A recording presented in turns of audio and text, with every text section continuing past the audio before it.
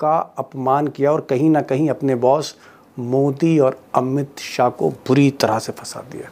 एक ऐसी सिचुएशन में डाल दिया है कि बीजेपी को समझ नहीं आ रहा है कि अब विधूड़ी जो उम्मीदवार हैं, पार्टी के उम्मीदवार हैं, इनका करें तो क्या करें। क्या इनको बैठा दें या इनके बिहाफ पर माफी मांगें या फिर कहीं ना कहीं विधूड़ी को चुनाव लड़ने दें। दोस्तों, क्योंकि मामला जो है वो आधी आबादी का है, महिलाओं का मामला है और महिलाएं जो है दोस्तों दिल्ली के अंदर चुनाव जैसी स्थिति बनी हुई है और वहां पर आए दिन कोई ना कोई नया खुलासा होता हुआ नजर आ रहा है। लेकिन अब दिल्ली के अंदर भाजपा ने, जी हां, जिस तरह से भाजपा के नेता सारी हदें पूरी तरह से लांघते हुए नजर आ रहे हैं, सारी हदें पार करते हुए नजर आ रहे हैं दोस्तों। और अब महिलाओं को लेकर जिस तरह की बात भाजपा के नेता करते हुए नजर आ रहे हैं, उसको सुनने के बाद शायद आप लोग भी दंग रह जाएंगे। क्या करिए, चल क्या रहा है आखिर। भाजपा एक तरफ जो बेटी बचाओ बेटी पढ़ाओ का नारा देती है, उधर ही दूसरी ओर भाजपा के नेता महिलाओं के बारे में इस तरह की बातें करते हैं। आप लोगों को याद होगा लोकसभा के अंदर जिस तरह की बात कुंवर दानिश अली के साथ कही गई थी। आप लोगों को याद होगा किस तरह से भरी लोकसभा के अंदर उनको गालियां दी गई थी। अब एक बार फिर से वही हाल महिलाओं के साथ करने की कोशिश की जा रही है। महिलाओं के साथ जिस तरह की बातें कही जा रही है दोस्तों, दिल्ली के चुनाव को लेकर गर्मा गर्मी जो सामने निकल के आ रही है, वो तस्वीर आप लोगों के सामने रखूंगा। हमारे साथ वरिष्ठ पत्रकार मौजूद हैं, दीपक शर्मा जी। इस रिपोर्ट को देखिए। नमस्कार, मैं दीपक शर्मा और मेरे यूट्यूब मंच पर आपका स्वागत है। दोस्तों, कहावत है कि पुरानी आदतें बड़ी मुश्किल से जाती हैं और कुछ यही हाल बीजेपी के इस मुंहफट नेता का है जो गाली देने से बाज नहीं आ रहा। नाम तो सब जानते ही हैं, रमेश विधूड़ी, दिल्ली के कई बार सांसद रहे और मोदी जी और अमित शाह के बेहद लाडले हैं। अंग्रेजी में कहते हैं ब्लू आइड बॉय, बहुत ही लाडले हैं। सजा की जगह जब जब गाली देते इनाम मिलता है इनको। अब एक दिन पहले ही इन्होंने, विधूड़ी साहब ने कहा कि अगर मुझे आप कालका जी से विधायक बना दीजिए, मुझे अगर आप दिल्ली में चुनाव जिता दीजिए, तो मैं आपके इलाके में जो सड़कें हैं वो प्रियंका गांधी के गाल की तरह बना दूंगा सड़कें। बताइए, गाल की तरह प्रियंका गांधी, विपक्षी सुनिए, प्रियंका गांधी के गाल जैसे जरूर बना देंगे। तो कल प्रियंका गांधी के बारे में बहुत कुछ कह गए थे और आज इन्होंने सारी इंतहा पार कर दी। जी हाँ, दिल्ली की महिला मुख्यमंत्री आतिशी सिंह के लिए जो कुछ विधूड़ी साहब ने कहा, शायद सियासत में आपने इस तरह की गाली गलौच नहीं सुनी होगी। विधूड़ी ने कैमरे पर कहा कि ये जो आतिशी सिंह हैं दिल्ली की मुख्यमंत्री, इनका पहले सरनेम था आतिशी मारलेना, अब ये सिंह बन गई हैं। और फिर विधूड़ी कहते हैं कि भाई इस महिला ने, यानी इसने तो अपना बाप बदल लिया। यानी दिल्ली की जो मुख्यमंत्री है महिला आतिशी सिंह, इसने तो अपना बाप बदल लिया है। अरे ये मारलीना, ये तो सिंह बन गई भैया, चेहरा ही नाम बदल दिया। मारलीना ने बाप बदल दिया, पहले मारलीना थी अब सिंह हो गई। अब इससे पहले यही जो रमेश विधूड़ी हैं, मोदी और शाह साहब के लाडले, नड्डा साहब के लाडले, इन्होंने संसद में, जी हाँ, नई संसद में, लोकसभा में, भरे सदन में अपोजिशन के एमपी कुंवर दानिश अली को क्या क्या नहीं कहा। इन्होंने कहा कि कुंवर दानिश अली, तुम उग्रवादी हो, टेररिस्ट हो, तुम कटुए हो। जी हाँ, इस तरह की भाषा की कि तुम कटुए हो, और भी बहुत कुछ कहा। बहुत ही भद्दी गालियां लोकसभा में दी। और वहीं से हिंदुस्तान को पता लगा कि रमेश विधूड़ी नाम का भी कोई सांसद है बीजेपी में। ओए बड़वे, ओए उग्रवादी बोलने नहीं दूंगा कभी खड़ा होगा, ये बता रहा हूँ। ए उग्रवादी कटवे। अब सवाल यह है कि मुसलमानों को गाली देकर, कुंवर दानिश अली अपोजिशन के एमपी को गाली देकर रमेश विधूड़ी साहब को शाबाशी भी मिली अपने बॉसेस से और कहीं ना कहीं वो बच भी गए इस पूरी कंट्रोवर्सी से।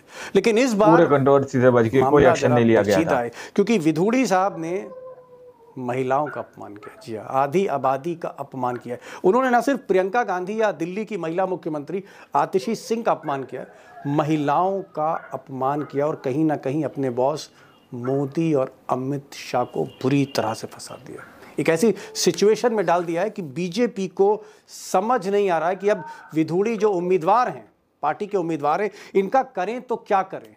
क्या इनको बैठा दें या इनके बिहाफ पर माफी मांगें या फिर कहीं ना कहीं विधूड़ी को चुनाव लड़ने दें। चुनाव क्योंकि लड़ने मामला दें। जो है वो ये बहुत बड़ी आतंकवादी का चुनौती बन महिलाओं चुकी का है मामला और बीजेपी के लिए। महिलाएं जो हैं वो बड़ी शुद्ध हैं, गुस्से में सड़कों पर उतरी हो, चाहे आम आदमी पार्टी से जुड़ी हों या फिर कांग्रेस की हो, यहाँ तक कि बीजेपी की जो महिलाएं वो भी नाराज हैं इस बयान से, इस भाषा से जो आतिशी सिंह या प्रियंका गांधी के लिए उन्होंने बोली है। अब इधर बीजेपी ने काफ़ी प्रेशर दिया है कि भाई माफ़ी मांग लीजिए, खेद प्रकट कर दीजिए।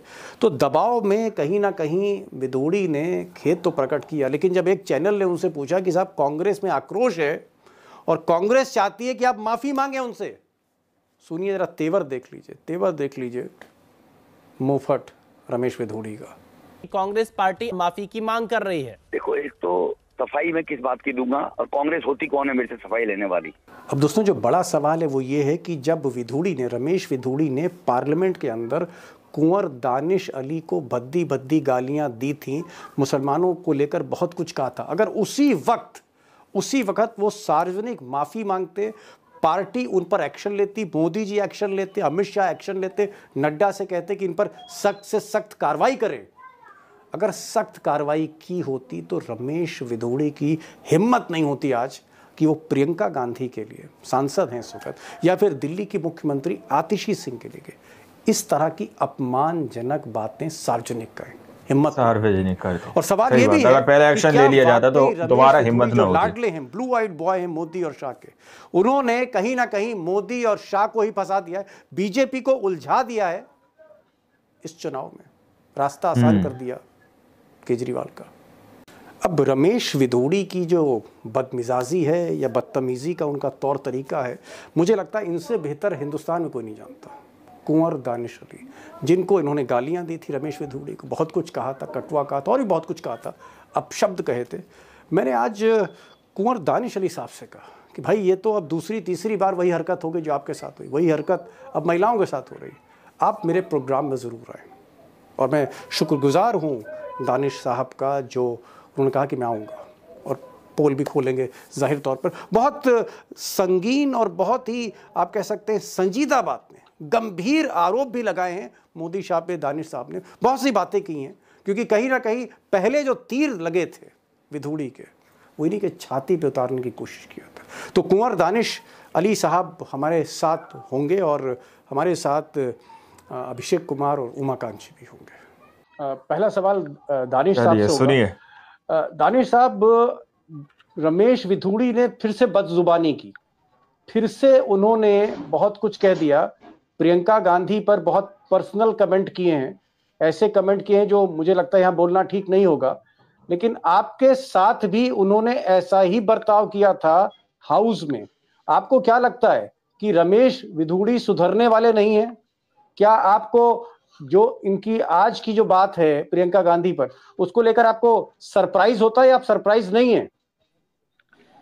देखिए दीपक जी, रमेश विदोड़ी जिन संस्कारों से आते हैं वो गलती उनकी है। वो जिस ऑर्गेनाइजेशन से आते हैं शायद वहां यही सिखाया जाता हो। और एक चीज है, हम तो देहात के लोग हैं दीपक जी। जब बचपन में आपको याद होगा, जब आप शरारत करते होंगे और घर के बाहर जाकर के खेल खेल में किसी से लड़ाई कर आते हैं बचपन में, तो घर पे आके आपको डांट पड़ती होगी, माताजी पिताजी डांटते होंगे, ये क्या बदतमीजी करके आया हो, है ना।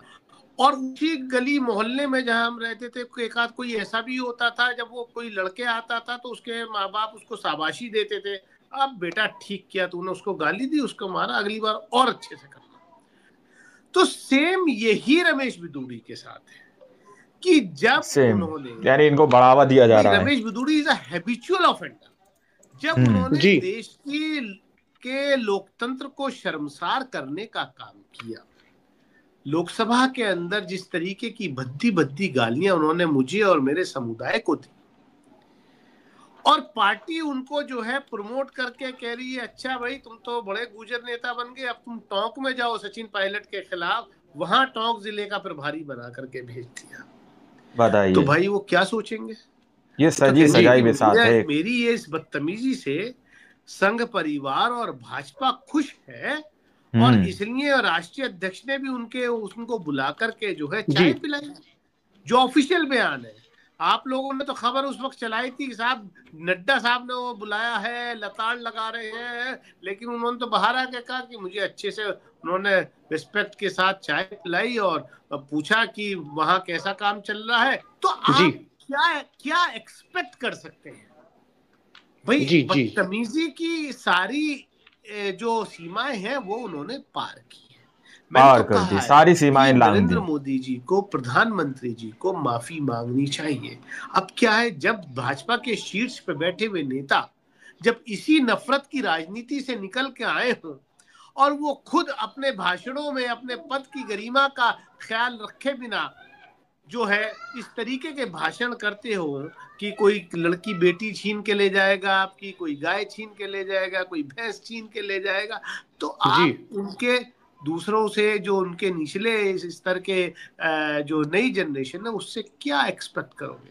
और मैं तो एक्सपेक्ट करोगे, बिल्कुल क्या उम्मीद कर सकते हो? दिल्ली यूनिवर्सिटी के कॉलेज का नामकरण किया। उनके पास कई ऑप्शंस थे कि आप जो है स्वामी विवेकानंद के नाम पे रखिए या सावित्रीबाई फूले के नाम पर रखिए, जिनका जन्मदिन बर्थ एनिवर्सरी भी थी, आप जो है और नाम पे रख सकते हैं, लेकिन उन्होंने माफी वीर सावरकर के नाम पर ही क्यों रखा? आज मुझे ये समझ में आया कि वो माफी वीर सावरकर के नाम पर इसलिए रखा कि जो नई जनरेशन पैदा कर रहे हैं वो ऐसे ही उनसे गालियां दिलाएंगे, ऐसी ही हरकतें कराएंगे और बाद में फिर जो है माफीनामा दे देंगे, बाद में माफीनामा दे देंगे।